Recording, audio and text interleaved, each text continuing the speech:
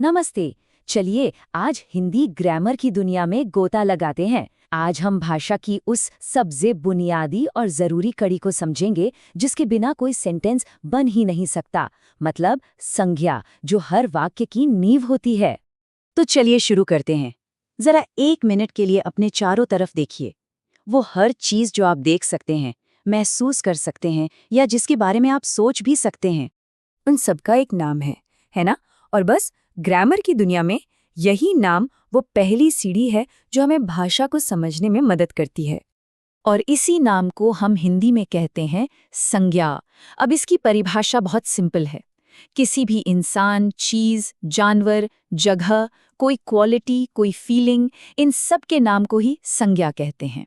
जैसे राम, टेबल, दिल्ली, खूबसूरती, ये सब संज्ञा के ही उदाहरण हैं। तो आज हम क्या क्या देखने वाले हैं?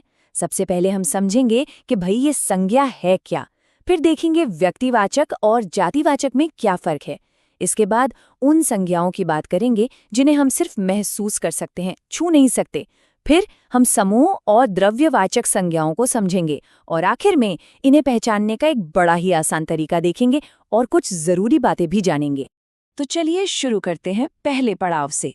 यहाँ हम संज्ञा के दो सबसे कॉमन टाइप्स को समझेंगे जिनमें अक्सर लोगों को थोड़ी कंफ्यूजन होती है, और ये हैं व्यक्तिवाचक और जातिवाचक संज्ञा। अब इस स्लाइड पर ध्यान दीजिए, ये बहुत जरूरी है। इन दोनों का फर्क समझना ही सबसे बड़ा खेल है। देखिए, एक तरफ है जातिवाचक संज्ञा।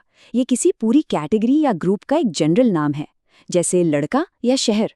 लेकिन जैसे ही हम उस लड़के को एक खास नाम दे देते हैं, मान लीजिए राम, या उस शहर को कहते हैं दिल्ली, तो बस वो बन जाती है व्यक्तिवाचक संज्ञा, मतलब किसी एक चीज का अपना खास नाम। चलिए अब बात करते हैं उन चीजों की जिन्हें हम देख या छू तो नहीं सकते, लेकिन हाँ, महसूस जरूर कर सकते हैं। यही होती हैं भाववाचक संज्ञाएं। तो इसका सबसे जरूरी रूल क्या है? भाववाचक संज्ञाएं वो नाम हैं जिन्हें हम सिर्फ फील कर सकते हैं, टच नहीं कर सकते। ये हमारे मन की फीलिंग्स, किसी चीज की क्वालिटी या हमारी किसी हालत को बताती हैं। जैसे कि प्यार, गुस्सा, बचपन, सुंदरता या थकान। अब देखिए, हम किसी सुंदर चीज को देख सकते हैं, लेकिन सुंदरता की जो फीलिंग है उसे छू नहीं सकते, है ना? हम किसी को थका हुआ देख सकते हैं, पर थकान को पकड़ तो नहीं सकते। बस यही है भाववाचक संज्ञा। अच्छा, अब आगे बढ़ते हैं दो और इंटरेस्टिंग टाइप्स की तरफ, समूहवाचक और द्रव्यवाचक। इनके तो नाम से ही काफी कुछ पता चल जाता है। एक हमें ग्रुप्स के बारे में बताता है और दूसरा चीजें किस मटेरियल से बनी हैं उसके बारे में। यहाँ देखिए, बड़ा क्लियर है। समूहवाचक संज्ञा किसी ग्रुप या कलेक्शन का नाम है, जैसे क्लास, आर्मी या भीड़।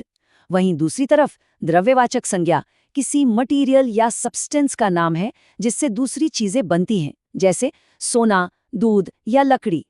तो एक है ग्रुप और दूसरा है मटेरियल। ठीक है, तो हमने सारे भेद तो समझ लिए, पर अब सवाल यह है कि किसी भी सेंटेंस में संज्ञा को पहचाने कैसे? अरे घबराने की कोई बात नहीं है, इसके लिए एक बहुत ही सिंपल सी टूल किट है हमारे पास। ये स्लाइड तो बहुत ही काम की है। संज्ञा पहचानने के लिए बस कुछ सवाल पूछने हैं। अगर कौन का जवाब मिल रहा है तो वो किसी प्राणी के बारे में है, जैसे हाथी या राम। क्या का जवाब मिले तो वो कोई वस्तु है, जैसे पेन।